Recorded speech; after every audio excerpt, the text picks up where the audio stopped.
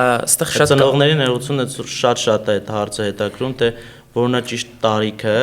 որ երեխան սկսի անգլերեն պարապել։ Իմ կարծիքով, իմ փորձից ելնելով, իմ կարծիքով երեխան պետքա անգլերեն սովորի վաղ տարիքից, ուստի շատ կարևոր է հասկանալ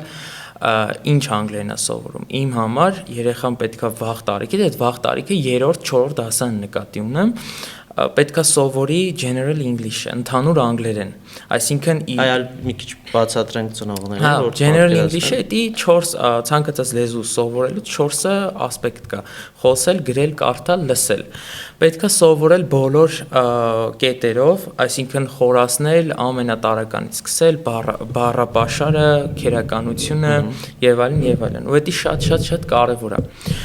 Ընդհանուր անգլերեն սովորելու կարևորությունը որն է։ Ընդհանուր անգլերեն, որ դու սկսում ես, ու նաև վաղ տարիքում, քանի որ երեխաների մոտ լեզուն սովորելը ավելի հեշտ է, քերականություն, նոր բառեր, արտասանություն եւ այլն, վաղ տարիքում ավելի նախընտրելի է սովորել նոր լեզու, հատկապես անգլերենը, ու այդ տարիքի երեխաները, երբ որ սկսում են սովորել ընդհանուր անգլերեն, իրանց մոտ այդ քերականական կառույցները, լեզվաբանական կապը